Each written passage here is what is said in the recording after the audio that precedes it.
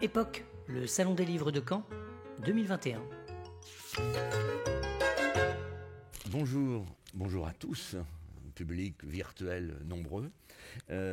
Alors bonjour à François-Michel Dupont. Bonjour. Pour votre roman publié à l'irremplaçable édition du Vistembois, le Noir Vistembois, Tout à fait. le western. Voilà. Roman policier, polar, roman noir, on verra comment on peut le définir. Et bonjour à vous aussi, Rodolphe Gessler. Bonjour. Qui publiait plusieurs livres. Alors celui qui m'a été offert à la lecture, et alors je ne le montre pas évidemment, mais je le montre virtuellement, c'est un jeu de mots qu'il va falloir expliquer. Les 12 salles polars, on a cru comprendre qu'il y avait un rapport avec... Une référence cinématographique. Voilà, oui, voilà. avec les 12 salopards, voilà, qui est un des grands chefs-d'œuvre du cinéma américain. Et les 12 salles polars s'attaquent au pôle art, deuxième jeu de mots, Voilà. Beaucoup, c'est bien. Et donc on présentera rapidement, c'est un recueil de nouvelles, donc vous êtes l'auteur d'une de ces nouvelles. Voilà, c'est un recueil de 12 nouvelles avec 12 auteurs normands ou habitants avec en tout Normandie. le plaisir du chiffre 12, les 12 mois de l'année, les 12 heures du jour, les 12 apôtres, les 12 doigts de la main, enfin on a tous les 12 possibles. Et puis évidemment, alors je dis évidemment parce que je le découvre, mais c'est un texte un peu plus ancien, il n'a qu'un an, alors je le montre virtuellement. Alors, ce sont donc deux romans publiés aux éditions de La Gronde, on parlera un peu de vos éditeurs, le Vistembois, La Gronde, c'est important. Donc aux éditions de La Gronde, alors Hostel Normandie et Pax Cotentina. Voilà. Donc on entend évidemment la Normandie, le Cotentin, vous nous expliquerez, vous nous direz quelques mots. Oui, bien sûr. C'est le but du jeu étant évidemment que nous présentions vos livres, que vous en parliez vous-même. Moi, ce qui m'intéresse toujours, c'est de savoir, et ça intéresse tous les lecteurs quand on a un auteur en face de soi, finalement, quel a été le laboratoire dans lequel il a œuvré pour donner naissance au texte, comment le texte est venu, comment est venue l'idée. Finalement, nous, on est comme au restaurant, on a le plat qui est préparé, servi, mais qu'est-ce qui s'est passé en coulisses, en cuisine, comment s'est concoctée l'aventure de l'écriture, ça, vous seul pouvez le dire, et c'est ce qui intéresse le lecteur qui n'a pas encore lu. Il y a deux types de lecteurs. Alors c'est dur avec le polar, parce que, comme je ne suis pas un grand spécialiste, amateur mais pas spécialiste, il ne faut pas dévoiler. Il ne faut pas se poiler, comme on dit aujourd'hui. Donc on va pas se poiler. Divulgacher. Voilà, divulgacher, voilà, exactement. Donc on va essayer de donner effectivement les éléments constitutifs du texte, sans dire évidemment que c'est le jardinier qui a tué, parce que ça n'a aucun intérêt quand on le sait avant. Ouais, c'est dommage de l'avoir dit d'ailleurs. Mais... Oui, j'aurais pas dû le dire. Voilà. Alors, on va commencer, peu importe, on va commencer par le roman, puisque on ouvre sur le genre traditionnel du roman. Alors, western. Alors déjà, dans western, là aussi, il y a un jeu de mots, parce que, on va le dire tout de suite pour le lecteur, il y a une très belle couverture. Moi, j'adore cette main avec ce revolver. Magnifique. Très belle couverture, vraiment très, très appétissante et séduisante. Il y a un goût des armes, d'ailleurs, dans votre livre. Pas vous, mais votre personnage, je crois qu'il faut consulter. Il y a un vrai goût des armes. Et donc, alors le titre western, bien sûr, la référence au western, bien sûr, le cinéma. On voit que vous avez une vraie culture cinématographique et qui est une culture au sens propre, parce que ça nourrit en profondeur l'imaginaire du romancier, mais l'imaginaire des personnages aussi. Voilà. Et puis western, nous sommes dans l'Ouest, nous sommes même complètement à l'Ouest, puisque la Normandie est une terre de l'Ouest, donc vous jouez sur ce double ancrage, mémoriel avec le western, culturel avec les armes, il y a une certaine violence, il y a aussi un côté western sociologique, on y reviendra. Et puis le plaisir d'être à Caen, moi qui suis canet, je retrouve des lieux. Alors c'est assez curieux parce que non seulement je retrouve, mais je découvre. C'est assez intéressant de connaître une ville et de la voir avec les yeux d'un personnage qu'on n'est pas et d'un romancier qu'on n'est pas non plus. Et vous donnez à voir d'ailleurs une ville qui n'est pas exactement celle que je connais forcément, dans des quartiers où je ne suis pas allé. Par exemple, j'aime beaucoup les évocations, je divulgage un peu, mais les évocations par exemple de ce camp qui a disparu ces quartiers ouvriers, ces jardins populaires. Ça, c'est bien. Il y a un côté un peu vieille gauche Front Populaire, sympathique. Voilà. Donc voilà pour le western. Que je ne fais pas qu'emmener au tombeau, d'ailleurs. Pardon ? La vieille gauche du Front Populaire que je ne fais pas qu'amener au tombeau, puisqu'il y a une scène, effectivement, avec un des personnages qui perd son frère. Oui, voilà. Alors là, oui, j'ai beaucoup aimé cette scène de l'enterrement de Gaby. Un peu satirique, hein. Vous êtes un peu satirique aussi. Mais votre éditrice que j'ai rencontrée dans une vie antérieure m'a briefé. Alors, donc voilà pour cette présentation de western. Alors, une question toute simple, avant de vous demander comment le livre s'est fait, comment le texte est devenu livre. Parce que, on peut le dire, on le voit sur la table mais on ne le voit pas à la radio. C'est votre 3e opus policier. Alors, quelle a été la rencontre avec cet improbable Vistembois, un extraordinaire nom d'édition? Est-ce que vous pouvez nous dire en quelques mots, brièvement, cette rencontre? On est au 3e opus, et sûrement pas le dernier.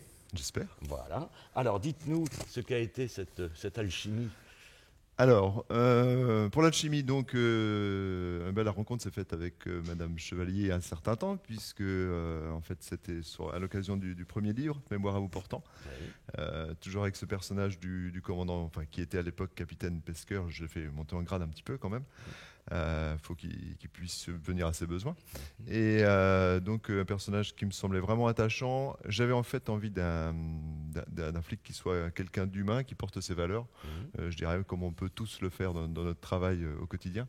Qu'il soit ni un flic dépressif, ni une espèce d'inspecteur Harry. Et voilà, donc j'ai envoyé mon manuscrit aux éditions de Vistembois.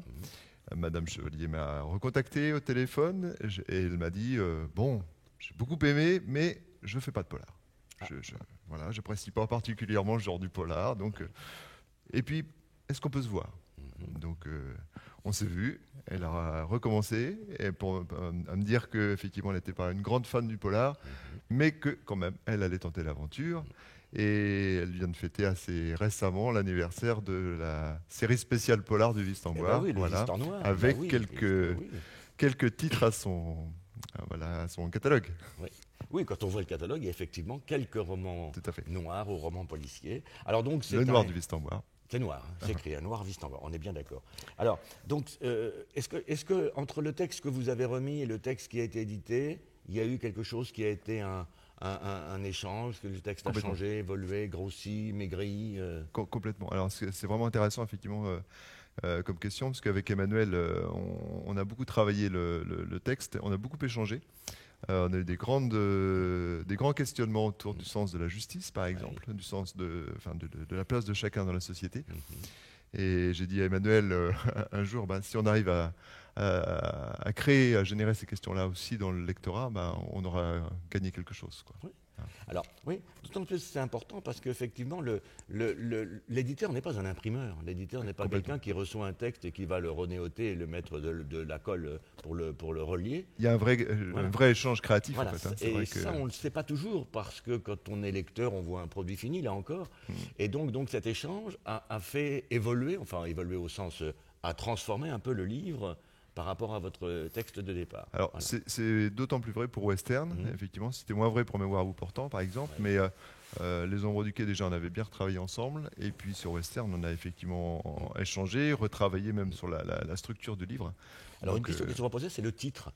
Est-ce que le titre est le vôtre? Est-ce qu'il est l'objet d'un échange, d'un dialogue, d'une suggestion? Est-ce qu'il a changé? Alors le titre a changé, effectivement. On a eu plusieurs propositions, comme à chaque fois, donc il y a toujours un échange.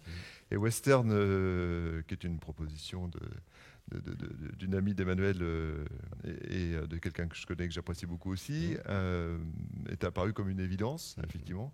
Parce que vous le disiez tout à l'heure, Western, en fait, alors, il y a plusieurs dimensions, c'est-à-dire que la première, c'était la faille juridique qui m'intéressait, c'est-à-dire que les armes qui sont utilisées dans Western, c'est des armes à poudre noire. Et aujourd'hui, vous pouvez acheter des armes à poudre noire dans n'importe quel magasin. Je suis allé sur le net, j'ai vu, c'est tout à fait vrai. Et une fois armé, moi j'ai fait du tir avec ça pour effectivement voir ce que c'était. Et on sent le vécu dans la séance de tir. Ah oui, alors ça j'ai beaucoup aimé. Et effectivement, on peut aller acheter ça et tirer 6 coups après. on s'est entre-déchiré avec ça sur les grandes batailles de la guerre de sécession, donc ça marche très bien. Et c'est vrai que je comprenais mal cette faille juridique, donc c'était un premier élément. Deuxième élément, il y avait la transmission, vous le disiez tout à l'heure. En fait, on est sur un personnage qui est déclassé socialement, qui va arriver sur le quartier de la Grâce de Dieu, qui va avoir du mal à rencontrer les jeunes et qui va tomber sur une jeune fille particulièrement dynamique. Et en fait, ils vont apprendre à se connaître par le biais du western. Donc ça, c'était quelque chose qui m'intéressait, ce côté transgénérationnel. Et puis, dernière chose, western, ça fait référence aussi aux grandes heures de l'épopée américaine. Il y a l'idée de frontière qui est repoussée sans arrêt, mais il y a aussi l'idée de réussite individuelle. Et à un moment donné, dans ce western, il y a besoin d'un shérif, il y a besoin de quelqu'un qui va rappeler la loi, et à travers du rappel de la loi, quelque part, la nécessité de vivre en commun, par-delà les communautarismes, les choses comme ça. Moi, j'ai pensé à L'homme qui tuait Liberty Valance, qui est un des grands chefs-d'œuvre du western, parce qu'il pose toutes les questions que vous nommez, la question du droit, la question de la justice, la question de la lâcheté aussi. Ah oui, exactement. Et puis, oui, c'est vrai. Et puis ce double personnage de la loi, l'homme de loi, l'élu, qui est un homme sérieux mais finalement assez impuissant, et puis Tom Doniphoon qui est lui au contraire cet autre un peu solitaire, marginal, et qui va être, alors on ne va pas divulgacher la magnifique finale, mais pour ceux qui n'ont pas vu L'homme qui tuait Liberty Valance, on y pense en vous lisant. Voilà. Merci. Alors, donc, vous avez employé le mot, là, tout de suite, vous avez parlé de la grâce de Dieu, donc les Caennais vont reconnaître déjà évidemment un quartier de Caen avec un nom emblématique, grâce de Dieu. Et on peut choper tout de suite sur cette dimension, moi qui m'a beaucoup plu, la dimension sociologique, on va dire, qui est présente aussi bien dans le cinéma américain que dans le western, que dans le roman français. Alors, vous inscrivez votre personnage, il s'appelle Jean Daniel. Bon, il a un joli prénom double. Et, ça peut arriver. Ça peut arriver, on en connaît. Et il est effectivement un ancien cadre qui se trouve complètement décadré. Alors là, pour le coup, un cadre qui change de cadre. Et moi, j'ai bien aimé l'aventure, la trajectoire de ce personnage qui rentre dans un milieu qui n'est pas du tout le sien. Qui ne connaît pas les codes linguistiques, d'abord, ça c'est très intéressant. Vous maniez très bien le langage Caïra. J'ai impressionné par... vous avez fait Racaille deuxième langue. C'est ça. Parce que là, vraiment, vos personnages parlent sans faute de syntaxe. Enfin, on a vraiment toute la syntaxe désarticulée. Ça, c'est drôle. Vous amusez. Oui, je me suis amusé, effectivement. Mais moi, j'ai quelques sources d'inspiration professionnelle. Oui, j'ai cru le comprendre. Oui, donc, en fait, vous êtes dans un lycée. Voilà, donc effectivement, vous avez joué avec les codes linguistiques d'aujourd'hui. Donc, ce personnage déclassé qui, finalement, alors, est très marginalisé en arrivant. Et puis après, il y a aussi quelque chose qui est très sympathique dans le texte, c'est que, au lieu d'avoir ce discours... pessimiste, désespéré, la banlieue c'est foutu, ma cité va craquer. Finalement, oui, la cité craque, mais au bout du tunnel, il y a un espoir. Enfin, on n'est pas dans le happy end de bisounours, mais Jean Daniel finit par découvrir un monde moins hostile, moins noir, moins inquiétant que celui qu'il imaginait au départ. Ça, c'est une ambition. Alors, est-ce qu'on peut dire une ambition politique du romancier ? Oui, je pense qu'effectivement, moi la dimension sociologique m'intéresse beaucoup, peut-être encore plus que celle de l'intrigue, et c'est vrai que, pour moi les grands maîtres c'est Iso par exemple, c'est des gens comme Deninx également, et on est autour de regards sur la société, et donc ce qui m'intéressait quand on parlait de lâcheté, de courage tout à l'heure, c'est de mettre en évidence aussi le courage de tous les gens qui investissent la vie publique, la société, les éducateurs, les gens qui travaillent en bibliothèque, par exemple, c'est un des personnages forts du roman. Et puis, le contraste avec cet homme, Jean Daniel, qui arrive avec tous ses préjugés sur la cité et qui va découvrir d'autres personnes que celles qu'il imagine, qui va petit à petit prendre des codes, effectivement, et s'apercevoir que c'est beaucoup plus... vivable qu'il ne l'imaginait. Et en même temps, moi j'habite sur ce quartier, c'est un quartier que j'aime beaucoup et sur lequel j'ai pu arriver aussi avec des préjugés. J'y ai découvert plein de gens formidables et en même temps, j'ai pas envie de donner dans l'angélisme non plus. Parce qu'il y a aussi des choses moins agréable qui s'y passe, mais je pense qu'il fallait rééquilibrer effectivement. Donc, alors, vous avez d'ailleurs un Yann et un Brian qui sont d'une certaine manière à la fois dans une rime et dans une antithèse assez intéressante. Le Brian, il est quand même vraiment lui chargé. Alors Yann est au contraire, alors lui on est à la limite de l'angélisme. C'est l'Irlandais qui a son histoire à lui. Moi j'ai pensé, alors c'est peut-être complètement factice, mais j'ai pensé à James Coburn dans Il était une fois la Révolution. Qui est un Irlandais. Tout à fait. Je ne sais pas si vous y avez pensé. Ah oui. Voilà. Ah non, alors on est là, hein. Je l'ai vu avec la tête de Coburn, une belle gueule. Voilà. Donc voilà, donc on voit effectivement comment vos personnages. Alors là aussi, ce qui est intéressant, c'est que les personnages ne sont pas simplement des étiquettes représentant tel ou tel aspect. Ils ont leur densité, leur histoire, leur fêlure aussi. Notamment ce flic, ce pesqueur, qui fait un beau binôme avec Jean Daniel. Je trouve que là, il y a un travail de mise en parallèle très séduisant. Et puis on va faire un petit clin d'œil quand même, alors je vais le lire. Alors on est dans le roman, écoutez bien. Il restait sur ses gardes, bon, il demande à la fille, « T'es invité où ?»« Époque, depuis le temps que tu habites ici. Tu ne connais même pas le nom du salon du livre de Caen. C'est de ma faute s'ils choisissent des noms que seuls des artistes peuvent comprendre. » Philippe avait mimé les guillemets. Tu veux dire quoi? Voilà. Donc nous sommes dans une belle mise en abîme, puisque le salon époque où nous sommes, je parle au public debout dans les stalles, eh bien, évidemment, nous sommes dans le salon du livre. Et il y a aussi un petit clin d'œil alors au très joli salon de Saint-Val-la-Hougue. Tout à fait. Donc un amical salut par 187, et nous avons Bloody Fleury. Oui. Voilà, donc Bloody Fleury, où le personnage, parce que le personnage est aussi la personnage, c'est une romancière, une espèce de double féminin dégenré, voilà. Ça c'est amusant. Et alors avec des considérations sur le roman policier. Alors là, vous faites exprès, vous chargez un peu la critique. Alors, il faut que je retrouve la page, c'est assez drôle la façon dont vous parlez du roman policier. Alors je vais avoir l'expertise d'un autre auteur de roman policier. Alors voilà ce qui est dit sur le roman policier. Et connaisseur du Cotentin également. Et oui. Alors, ce qui nous amène dans le thème même de notre propos du polar. Qu'est-ce qui pouvait rendre le polar si attractif? Le goût du sang et une nature humaine irrésistiblement portée vers le morbide? Simpliste. Le nombre des lecteurs semblait inversement proportionnel à la réalité des crimes de sang commis dans la société à laquelle ils appartenaient. Le polar avait plus de fans en Norvège qu'en Syrie, à n'en pas douter. Bien sûr, il y avait l'accès au réseau de culture, mais on devait être moins porté sur ce genre de littérature lorsque son propre quotidien était écrasé par la brutalité meurtrière. Alors, nous autres occidentaux, avons-nous besoin de porter notre dose de bas instinct, catharsis de nos refoulements? Voilà.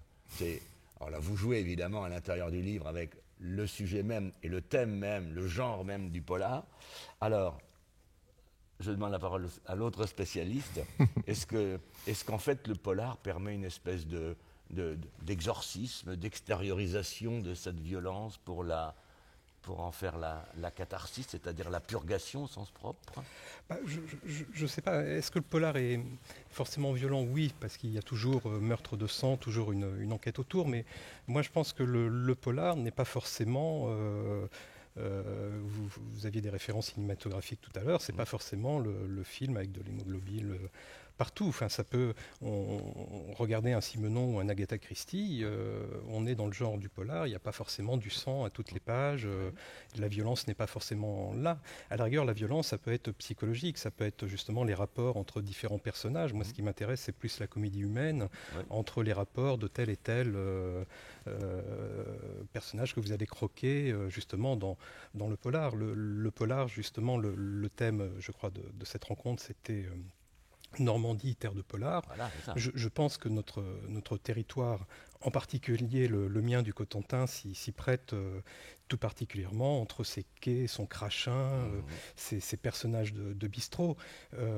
Sans paraphraser Audiard, je dirais que laissez traîner votre oreille 10 minutes dans un bistrot sur les vieux quais de Cherbourg, vous allez tout de suite tutoyer le sublime. Enfin, vous voyez, et ça, c'est des éléments pour nourrir le polar. À la rigueur, moi, je dirais que l'enquête, en tout cas dans les quelques livres que j'ai commis, est plus le prétexte à une déambulation. Je me définirais plus comme un flâneur, c'est-à-dire que ce qui m'intéresse, c'est plus ressentir, c'est plus la promenade, c'est plus l'observation de cette comédie humaine, si vous voulez l'appeler comme ça. Oui, vous souscrivez à la comédie humaine balzacienne. Tout à fait, oui. Je pense qu'effectivement, il y a un côté comédie humaine qui est intéressant. Je dirais que l'intrigue, c'est important parce que ça tient. Alors, moi, j'aime beaucoup le polar parce que c'est un genre populaire et qui est un genre accessible, qui commence à avoir quelques lettres de noblesse quand même. Mais ce qui me fait plaisir, c'est que tout le monde se sent en mesure d'accéder au polar. Et effectivement, ça ne perd rien de sa qualité d'exigence et qu'on peut se permettre de regarder le monde à travers un certain prisme. Alors, il y a l'intrigue, effectivement, mais il y a tous ces personnages qui sont Bien sûr, fondamentaux. je pense que le décor est primordial. Par exemple, moi, j'ai écrit un polar et une dizaine de nouvelles noires. J'ai toujours comme élément principal la pluie. Alors, j'ai eu parfois de longs débats avec mon éditeur qui trouvait que j'en faisais trop sur le crachin, la pluie, la brume. Mais pour moi, c'est essentiel. C'est-à-dire que, au même titre que vous ouvrez un Agatha Christie à la 2e ou 3e page, vous allez reconnaître que c'est de l'Agatha Christie. Un Simenon, vous allez le reconnaître aussi parce qu'il y a une ambiance. Donc, je pense que ça, c'est vraiment primordial. À la rigueur, pour revenir sur le débat Terre de Polar, moi, ce qui me fait un petit peu peur, c'est un peu l'aseptisation de notre terre urbaine, voire également à la campagne. Parce que là, je vois sur Cherbourg, pour citer la ville surnommée Cherville-sur-Mer pour mes romans. Il y a actuellement, par exemple, un grand projet de requalification urbaine où on va faire un quai ultramoderne avec des bâtiments en verre, on va raser les friches portuaires. Moi, je pense que pour un auteur de polar ou quelqu'un qui est sensible aux atmosphères comme je peux l'être, c'est quelque chose de catastrophique parce qu'on va se retrouver sur un quai où on pourrait être aussi bien à Melbourne, à New York, partout ailleurs, sauf à Cherbourg. Moi, ce qui m'intéresse, c'est l'odeur de mes vieux pavés, c'est pas celle de l'asphalte qu'on va retrouver partout, vous voyez. Donc, moi, je pense qu'il y a de ce point de vue, il y a peut-être un danger pour une catégorie d'auteurs de polar sensibles comme ça au milieu urbain, à la friche. C'est amusant parce que je fais la même critique en fait, que ce soit dans Les Ombres du Quai ou ici aussi, de ces paysages urbains effectivement qui disparaissent.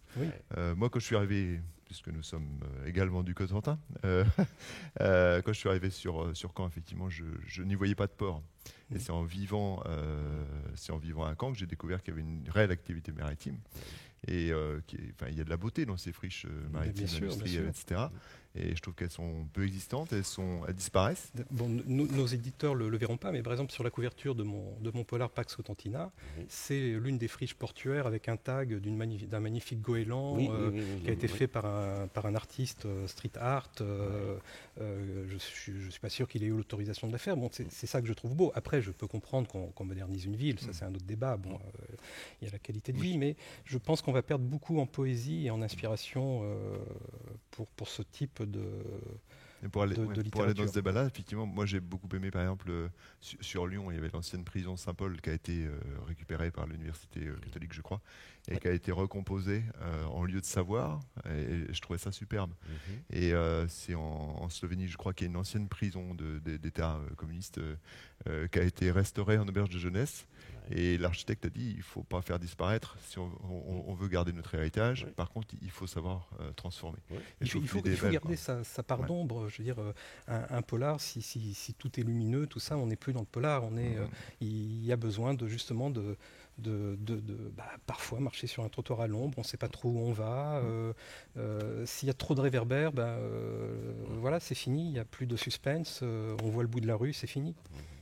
Alors, oui, effectivement, moi, ça m'a frappé à la lecture des polars, des vôtres en particulier, du polar en général. Finalement, il y a une double crise. Il y a une crise de type anecdotique, l'intrigue, quelqu'un est mort, quelqu'un a souffert, il y a une violence. Et la crise, c'est quand même quelque chose qui est une brisure dans la vie quotidienne. Et puis, l'écrivain a sa crise à lui, qui n'est pas de type anecdotique, en gros de la petite histoire, mais qui renvoie à la grande histoire. La comédie humaine, la dimension de Zola, de Balzac, de Faulkner, c'est-à-dire prendre une préoccupation qui est qu'est-ce qui s'est déchiré dans le tissu humain et pas simplement qu'est-ce qui s'est déchiré dans la vie anecdotique de Jean Daniel ou du commissaire. Et ça, je trouve que cette espèce de double degré, de double niveau à la fois d'écriture et de lecture, moi je me place du point de vue du lecteur, est très séduisant et correspond au polar réussi. quand le polar réussit ce double aspect, vous évoquez évidemment Simenon, et le plaisir de Simenon, dans Le Chien jaune ou Les Demoiselles de Concarneau, il est aussi bien dans l'intrigue. C'est l'eau qui ruisselle dans le caniveau. Ouais. L'auteur de polar ne doit pas avoir peur justement de mettre la main dans les caniveaux, parce que justement il n'est pas pédant, il n'a pas la prétention de concourir pour le Goncourt ou tout ça. Donc l'auteur de polar, c'est quelqu'un qui touche presque une littérature de champignons, c'est-à-dire que son livre, ça va se construire, ça va naître justement du moisi de la société, vous voyez. Donc, et pour ça, il y a besoin d'ombre.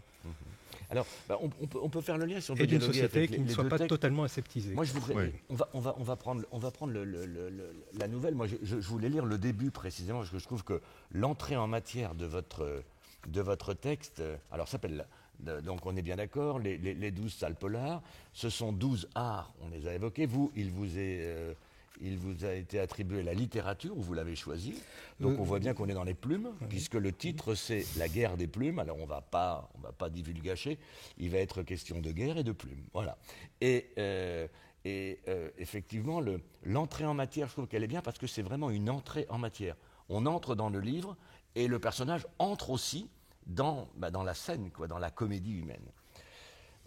À moins que vous vouliez le lire. Non, je vous en prie. Bon. Le bolide trompe la mort, qui avait dépassé toute sirène hurlante son taxi 10 minutes plus tôt sur la route de La Hague, avait titillé sa curiosité. Paul en connaissait maintenant la cause. 2 gendarmes trempés jusqu'aux os venaient de faire des signes réglementaires à son chauffeur pour lui intimer de stopper la voiture à l'entrée de la longue allée ombragée qui menait au manoir de la Tourbière, un hôtel-restaurant réputé de la côte et en bonne place dans les guides touristiques du moment. Zone de crime, veuillez faire demi-tour, fit l'un des 2 militaires, tout en inspectant, à l'aide de sa lampe torche, la grosse cylindrée de la compagnie des taxis mauves de Cherbourg, son conducteur et son passager. On a vraiment un modèle d'entrée en matière. Alors on est dans l'introduction, au sens propre du terme. On entre dans la voiture du personnage, on a les flics qui font signe, on est dans une scène de crime. Alors évidemment, le bolide et trompe la mort, il y a déjà un indice textuel de ce qui est quelque chose qui a à voir avec ce climat gris. Il pleut, là on est d'accord avec la pluie, on est à Cherbourg. Jusqu'à la fin. Soit il pleut, soit il fait pas beau, donc là il pleut. Alors moi j'ai fait comme une scène dans le Cotentin sous la canicule. Ah, bon d'accord, on va réhabiller. Oui, j'ai une nouvelle aussi. Je suis rassuré. Bon, très bien, il peut faire beau aussi. Tout à fait. Voilà. Et puis alors évidemment, on est alors le taxi mauve. Alors, il y a une double allusion, c'est-à-dire moi, j'ai pensé à Michel Déon. Ben, bien sûr, oui. moi j'ai forcément pensé à Michel Déon. Et puis les paysages, les Landes de La Hague se rapprochent également de l'Irlande. Après, il y a un double clin d'œil, et ça, c'est les retours que j'ai eus des lecteurs cherbourgeois, c'est que les Mauves, c'est l'équipe de handball de Cherbourg, qui n'a rien à voir avec Michel Déon. Mais pour ma part, c'était effectivement cette entrée en matière. Alors, voilà, oui, non, mais donc tout ça pour dire, moi, ce que j'aime dans cette entrée en matière, c'est qu'on est vraiment de plein pied. Ça y est, on entre, on est introduit dans l'histoire. Alors après, chaque lecteur, effectivement, découvrira, parce que c'est fait, et d'ailleurs tous les deux, vous avez ce goût du calendrier, avec des J-1, J+. Vous jouez sur une chronologie qui est d'ailleurs bouleversée, vous prenez à rebrousse-poil la linéarité, et c'est bien, on aime bien ce va-et-vient. Là, nous aussi, on a les dates, on a les heures. Alors, c'est très court. Alors, ce que j'aime dans la nouvelle, moi je suis un grand lecteur de nouvelles, j'aime l'efficacité de la conclusion. Parce que c'est vrai que la nouvelle, elle est quand même tendue vers sa chute, quoi. Et alors, ce qui n'est pas d'ailleurs toujours le cas, il y a quelquefois des nouvelles qui précisément au sens propre, tombent à plat, volontairement, l'art de la chute pouvant être l'art de ne pas chuter. Et bon, là, on a une belle résolution avec à la fois point d'exclamation et point de suspension. Donc on a à la fois l'émotion et l'attente. Je trouve que, alors je ne vais pas dire, c'est difficile d'en parler sans raconter, mais enfin, on peut dire quand même quelques mots. Il y a des points communs, on vient d'évoquer le salon du livre, époque. Et puis, nous sommes aussi dans l'atmosphère du livre, une espèce de mise en abîme, puisque, alors, tous vos personnages commencent par le. Oui, c'est une manière de croquer les noms, les noms normands. Voilà, ma mère s'appelait Leroy. Voilà, alors on a le pinson, on a le bigre. Alors on a tous le bosco, donc on a un pesqueur et on a le bosco avec en 2 mots, c'est-à-dire que c'est un breton. À Saint-Breu. Parce que les le normands, c'est en un mot. Tout à fait. Oui, c'est vrai. Très bien, moi j'apprends des choses. Et donc il va on remet un prix littéraire, donc il est invité, alors c'est la personnalité, là aussi c'est une forme de déclassement, c'est le Parisien qui arrive à Cherbourg. Alors nous, c'est vrai qu'en Normandie, passer Dreux ou Évreux, tout est parisien. Voilà. Bon, le Parisien 40 ans même, le Cotentin. Oui, c'est ça.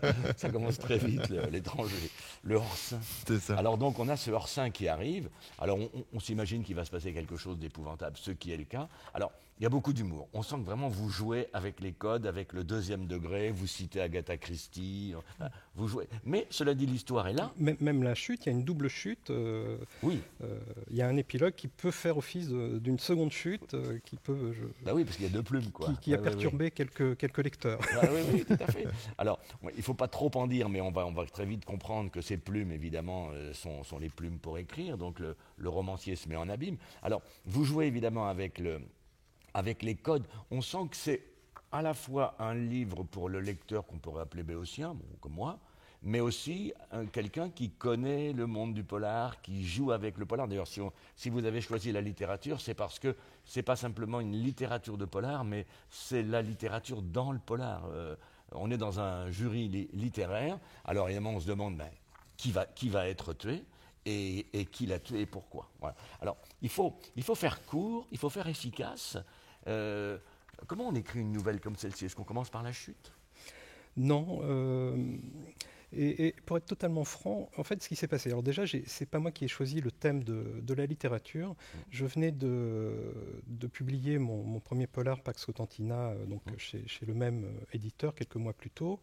Et la collection Les 12 salles polars, il y a un opus, un recueil qui sort chaque année, mars-avril. Et à chaque fois avec 12 auteurs, parfois il y en a 4 ou 5 nouveaux parce que certains s'en vont, enfin voilà, c'est la vie. Et au Débeauté, l'éditeur m'a appelé début juillet l'année dernière pour me demander si je pouvais remplacer l'un des auteurs, et il restait la littérature. Donc c'est comme ça que je l'ai fait.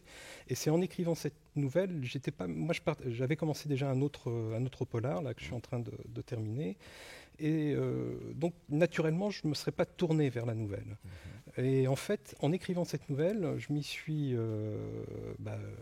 j'y ai trouvé beaucoup de plaisir. Et dans la foulée, j'en ai écrit une dizaine qui a fait l'objet de Hostel Normandie, qui est sorti au mois de novembre, qui est également un recueil de 8 nouvelles noires qui se passent entre pour certaines le Cotentin et pour certaines dans le Calvados, à côté de Caen. Il y en a une où Caen est cité plusieurs fois, la Côte de Nacre, tout ça. Donc, c'est vrai que l'écriture de la nouvelle est différente, parce que comme vous le dites, en 20-25 pages, il faut que tout soit, qu'on ait à la fois créé une atmosphère, qu'on ait à la fois créé un lien avec les personnages, qu'on puisse commencer à suivre un personnage, ce qui est 20 pages, c'est assez court, et avec une chute qui justement doit surprendre, doit déconcerter. Donc non, c'est un exercice finalement que je n'exclus pas de réitérer. Alors, effectivement, on dit souvent, c'est quelque chose qui est fréquent, les descriptions, la règle veut même aujourd'hui dans certaines revues, dans certaines maisons d'édition scolaires, on édite du Balzac ou du Zola en ayant soigneusement coupé les descriptions qui, comme chacun sait, ne servent à rien. Or, quand on vous lit, on voit précisément, le cadre n'est pas le cadre. C'est-à-dire au terme pictural, le cadre que vous décrivez, d'une certaine manière, c'est presque le personnage principal. Ouais. Le lieu, la magie du lieu, l'insistance que vous mettez sur les détails, les couleurs, les odeurs, les notations. Finalement, la vraie intrigue, d'une certaine manière, si on voulait vraiment, de manière provocatrice, retourner, elle est plus dans le décrire que dans le raconter. Parce que le décrire est déjà un raconter. Si vous me permettez, moi je dirais que pour reprendre les termes du débat d'aujourd'hui, Normandie, terre de polar, moi je dirais Normandie, personnage de polar. C'est-à-dire que dans mes 9 nouvelles ou mon polar, je dirais que c'est toujours le décor qui est presque le personnage principal. Ouais. Michel Zinc disait l'autre jour que dans la culture orientale, par exemple, on est d'une famille, et que dans la culture occidentale, on est d'un lieu. Et qu'effectivement, beaucoup de noms de famille, par exemple, viennent d'un lieu. C'est des toponymes, c'est ça. Et je trouve ça intéressant.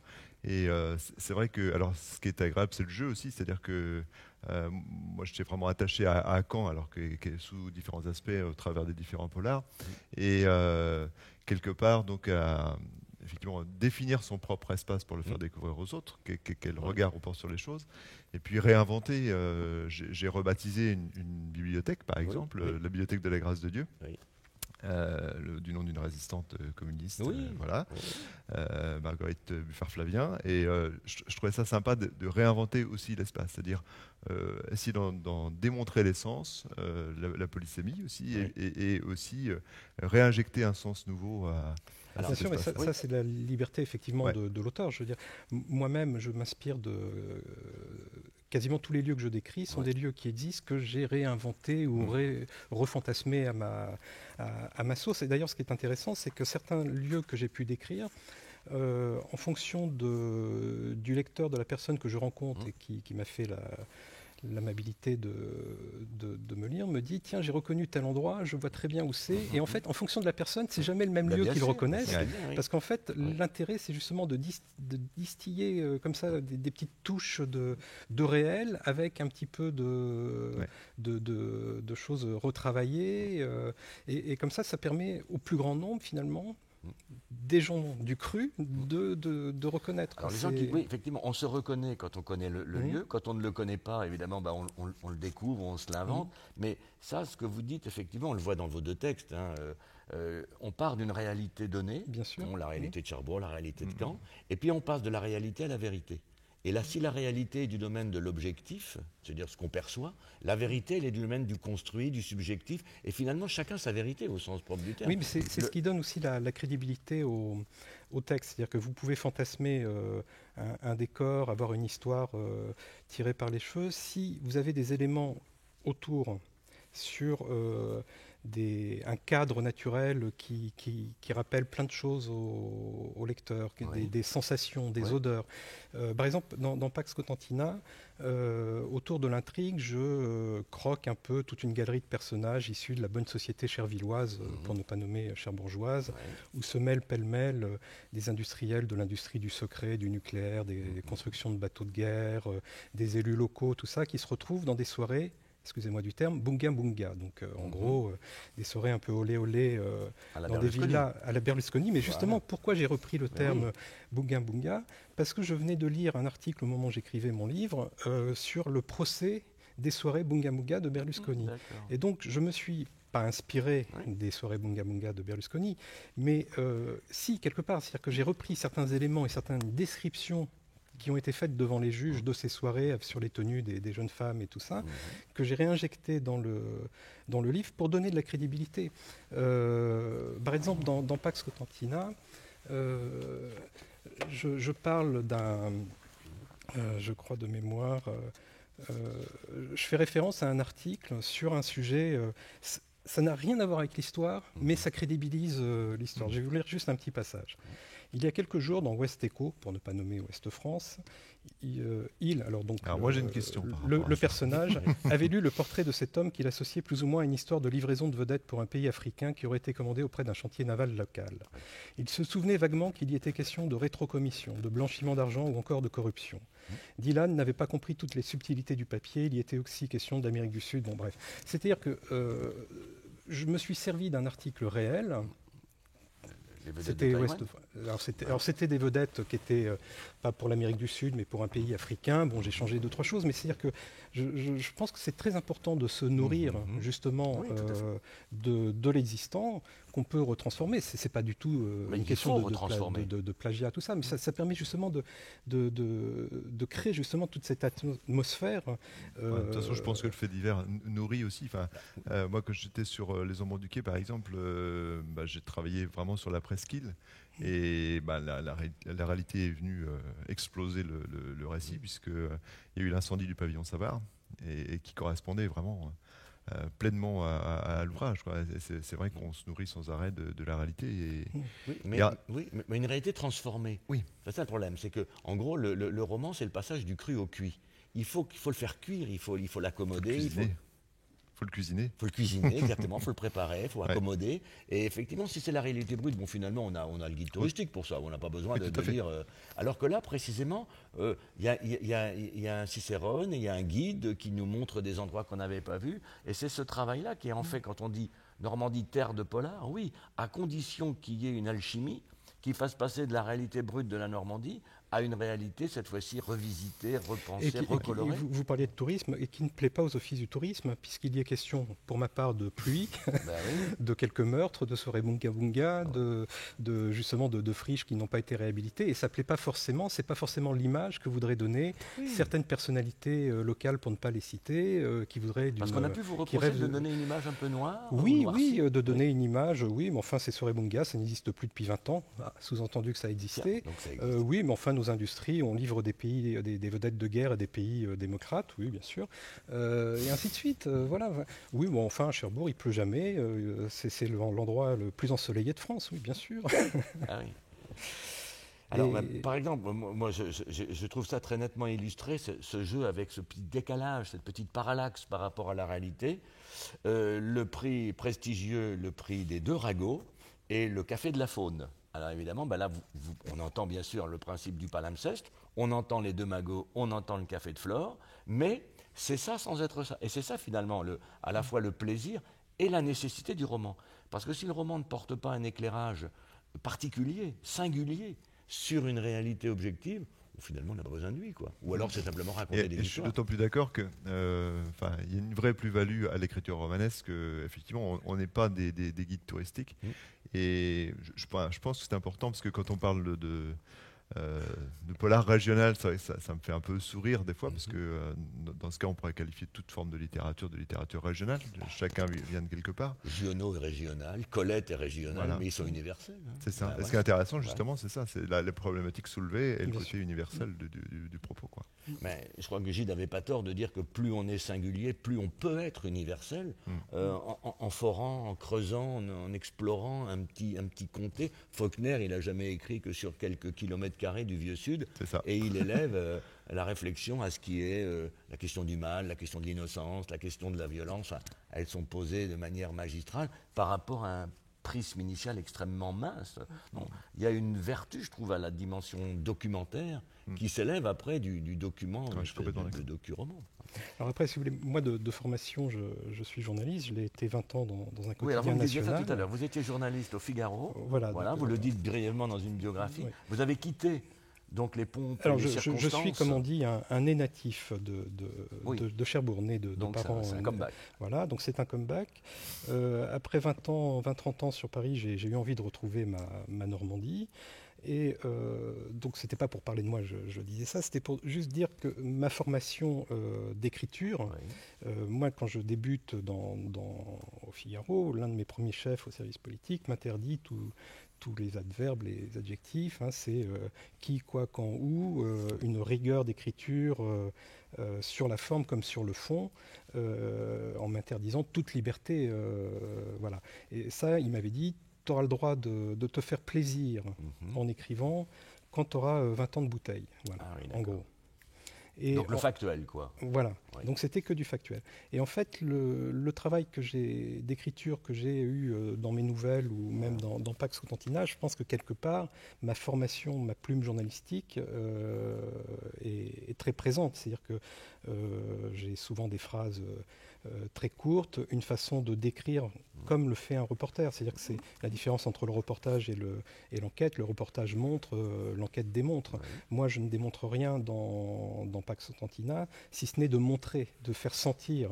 Ce qui m'intéressait, c'était justement de cette explosion d'odeurs, de ressentis subjectifs que je ne pouvais pas forcément avoir le droit de commettre quand j'étais soumis à une rigueur journalistique. Et cette formation de journaliste, ce travail de journaliste de terrain, il vous a aidé après pour transformer ça en texte littéraire Oui, je pense, mais je pense que ça se fait naturellement. C'est-à-dire que c'est pas quelque chose. Mais c'est vrai que quand je me suis mis à l'écriture auparavant, avant ces premières fictions, j'avais écrit quelques essais aux éditions Plomb, mais qui étaient des biographies de personnalités politiques que je pouvais suivre. Bon, donc c'était pas du tout Bayrou. Voilà, j'avais fait Bayrou, j'avais fait Jean-Vincent Placé. Enfin, c'était des responsables politiques que je suivais pour mon journal, qui étaient des livres de 200-300 pages. Bon, mais où là, je conservais une rigueur journalistique dans l'écriture, dans la démonstration, dans les personnes que je pouvais interviewer pour étayer les portraits que je pouvais dresser d'eux. Là, c'était Pax Otantina, Hostel Normandie ou ma nouvelle dans les 12 salles polars, c'est un travail beaucoup plus personnel. Mais je pense qu'à travers mon stylo, mon clavier, ma formation de journaliste forcément est derrière. J'ai aussi une façon de voir qui est maintenant qui va au-delà de ce que je veux forcément, que je pourrais vouloir faire par exemple. Alors, puisqu'on en est à l'écriture à proprement parler, quels sont à l'un et à l'autre les auteurs, les livres ou les auteurs, et les auteurs qui vous ont peut-être donné le goût du roman, qui sont pour vous peut-être des maîtres ou des modèles? Est-ce que vous avez comme ça dans votre pensée? Oui, c'est large, c'est pour ça. Non, on n'a pas la journée, mais de Montaigne à Kawabata en passant par Iso, effectivement. Voilà, alors on verra. Mais y a-t-il des auteurs dont vous pouvez dire, voilà, ils ont été pour moi des inspirateurs ou que vous aimez, tout simplement? Alors, moi je disais tout à l'heure, Iso par exemple. Pour ça, on c'est comprend. vraiment, par rapport au polar.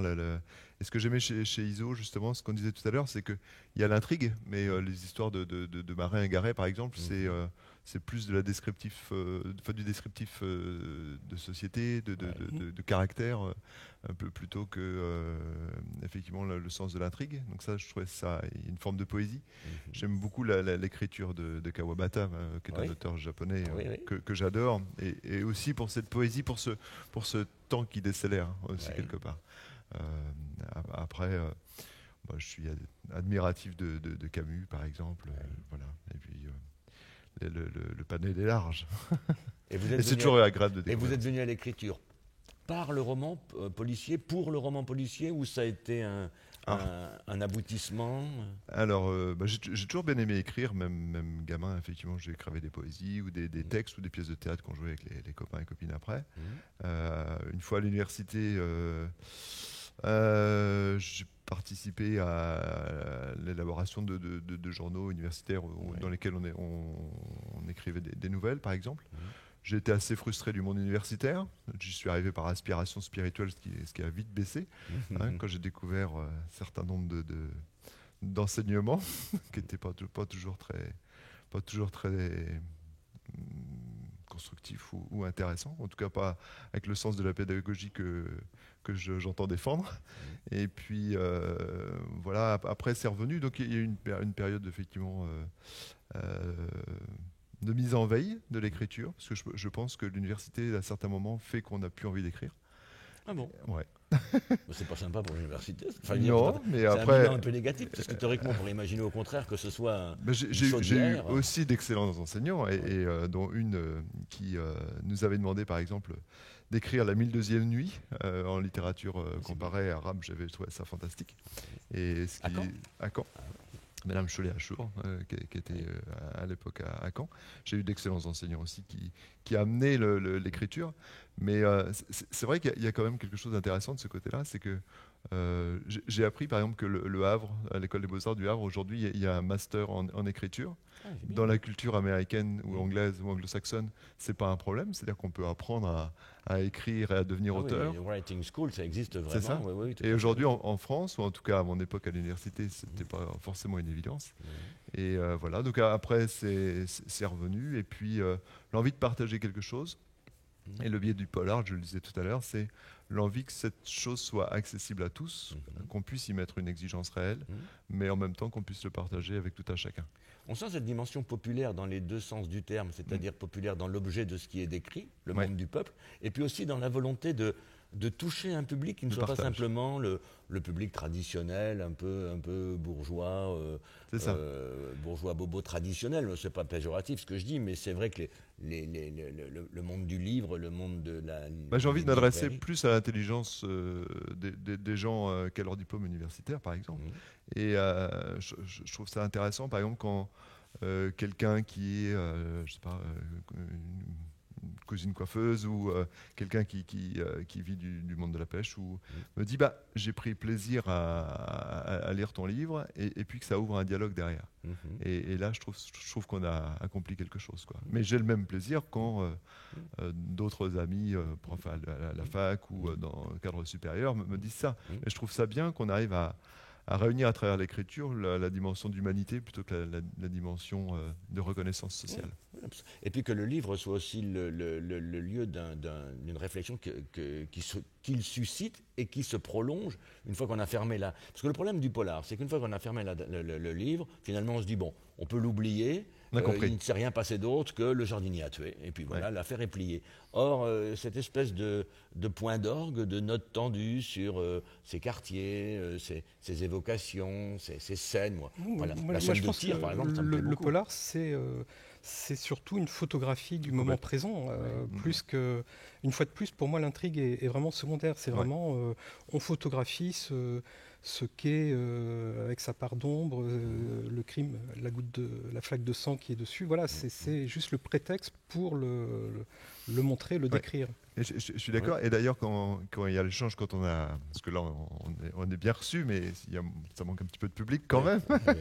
Et j'aime bien aussi ces rencontres avec le public et tous ces échanges que ça va créer avec les gens qui se réapproprient aussi les choses. Et justement, ça dépasse l'idée que le polar, une fois que on a compris qui a tué, la question est réglée. Moi, j'ai bien aimé quand, dans Les Ombres du Quai, par exemple, on avait travaillé avec la bibliothèque Alexis de Tocqueville et puis des gens qui étaient en ethnologie, sociologie, mais aussi des gens qui avaient travaillé dans ce quartier, sur le port, et qui venaient expliquer ce qu'était leur vie, et qui disaient merci. Merci d'avoir rendu hommage à ça. En fait, tout à l'heure, Franck, vous aviez des références cinématographiques. Moi, je pense que le polar, en toute modestie, nos polars d'aujourd'hui seront lus dans 40 ou 50 ans, comme des téléspectateurs peuvent regarder aujourd'hui un vieux film des années 30, du cinéma noir français, avec Gabin. C'est-à-dire que ça dit quelque chose de la société. C'est pas l'histoire forcément qui est intéressante, c'est plus cette façon, c'est les rapports humains tels qu'ils sont décrits dans Les Vieux Renoirs, par exemple. Ça peut paraître complètement désuet, tout ça. À la rigueur, l'intrigue, vous allez trouver le film long, mais vous en regardez que 10-15 minutes. Déjà, vous êtes plongé dans une ambiance qui est perdue. Ça devient un témoignage historique. Et je pense que quelque part, l'écriture non prétentieuse des auteurs de polar, contrairement à une certaine littérature du moi-je, permet peut-être justement de photographier la société sans prétention, quoi. Alors vous êtes vache avec les écrivains qui ne donnent le quotidien, y compris combien de fois ils sont allés à la selle. Enfin, votre commissaire, il est très méchant là. Dans le combat de la blanche et de la noire, la blanche chez nous se consomme en ligne. La blanche est très noircie. Alors, puisqu'on évoque les deux textes, aussi bien Hostel Normandie que l'autre, où est-ce qu'il est, vous l'avez repris, Pax Cotentina. Pax Cotentina. Alors, on avait dit qu'on parlait un peu des éditeurs. Vous mènez la rencontre avec votre éditeur. Donc, c'est les éditions qui s'appellent La Gronde. La Gronde, donc c'est un éditeur régional, local, qui est basé à côté de Caen. Si vous voulez, ça correspond à ma démarche. C'est-à-dire que, après avoir quitté la Normandie pour faire carrière sur Paris, j'ai décidé, le terme choix de vie est un peu employé à toutes les sauces aujourd'hui, mais c'est un vrai choix de vie que j'ai fait de revenir vivre en Normandie. Et donc, c'était il y a un peu moins de 3 ans. Et là, je me suis mis à ma première fiction. Et alors que j'avais un éditeur sur Paris, mais qui ne faisait pas spécialement du polar, j'ai même pas cherché, j'ai même pas proposé. Je souhaitais vraiment rencontrer, être publié par un éditeur local, parce que ça correspondait à ce retour. À ce retour ici. Pour la petite anecdote, j'avais proposé mon texte à Madame Chevalier au Vistemboire, et qui m'avait très aimablement reçu, accueilli, qui je crois, je parle sous son couvert, l'avait lu, et mon texte avait un problème pour sa ligne éditoriale, c'est que sans divulgacher, Il n'y a pas d'happy end. Or, je crois que pour votre maison d'édition, c'était l'un des éléments, bref. Et j'ai retrouvé, donc j'ai cherché d'autres éditeurs locaux, et Lagronde m'a tout de suite, après lecture... Alors pourquoi Lagronde? C'est un drôle de nom. Je crois que c'est un petit cours d'eau qui... Alors, et qui s'est spécialisé uniquement dans le polar? Non, il fait... à son catalogue, il y a je crois une quinzaine de titres maintenant. Il y a 2-3 recueils de poésie, 2-3 romans, quelques polars et la série Les 12 salles polars. Voilà. On en est au tome 5, je crois. 5. Voilà. Et, oui, alors on peut évoquer rapidement le choix du titre. Alors il y en a un, Hostel Normandie, là on voit bien, puis l'autre est écrit en latin. Alors, Pax Cotentina. Oui. Alors est-ce que c'est Pax Romana, Pax Americana? C'est clairement influencé, puisé auprès de la Pax Romana. Oui. Et qu'était la Pax Romana si ce n'est ce traité, cette paix tacite entre les Gaulois, les Unions pour nous et les Romains, c'est-à-dire une paix tacite, on se regarde en chien de faïence, tout ça, et je trouve que dans les personnages que j'ai décrits dans les Pax Cotentina, il y a une façon de vivre... Le Salon des livres de Caen, 2021. J'ai décrit des personnages assez taiseux, il faut surtout pas parler des histoires, tout se règle dans un certain entre-soi, tout va pour le mieux dans le meilleur des mondes, alors que c'est pas le cas. Et je trouve que Pax Cotentina, ça décrit très bien, mais c'est pas méchant, hein, j'en suis issu, j'y suis né, ma famille y habite, donc voilà. Mais peut-être qu'on croque toujours mieux ce qu'on connaît bien. Tout à fait, oui, qui aime bien châtie bien, c'est voilà. Bien connu. Alors, en général, on ne pose pas cette question aux auteurs parce qu'ils n'aiment pas. C'est ce que disait Julien Gras, qu'au moins il détestait qu'on lui demande « et maintenant ?» Alors, et maintenant, qu'allez-vous faire? Voilà, exactement. Est-ce que vous êtes en train d'écrire, en train de commencer, de continuer, d'achever un nouveau livre? Dites-nous. Alors... pour ma part, oui, il y a un second polar qui est en route, là, j'espère pour la rentrée, et une nouvelle pour le tome 6 des 12 salles polars de 2022 maintenant. Donc vous êtes toujours au travail, c'est bien. Voilà. Et moi j'ai toujours envie d'écrire, je suis en phase de cueillette. Alors c'est vrai que j'aimerais que retrouver le monde du voyage et sans masque, mais je pense que c'est important cette phase aussi où on absorbe un petit peu des idées, des images, on parlait de portraits, de caractères, etc. Et là je suis dans cette phase-là, mais j'ai effectivement des idées de poursuite. Alors là on est sur la trilogie, mais il y a des personnages que j'aimerais voir grandir, et puis d'autres personnages que j'ai envie de voir exister aussi. Donc la cueillette va donner un bouquet, on l'attend. J'espère. Eh bien, on me fait signe que nous sommes au terme de notre rencontre. Merci beaucoup à tous les deux. Donc vraiment, je vous invite à la lecture de ces romans, policiers, polars, romans noirs, pour votre plus grand plaisir et aussi, on l'a compris, pour notre plus grande édification. Merci beaucoup. À tous. Merci.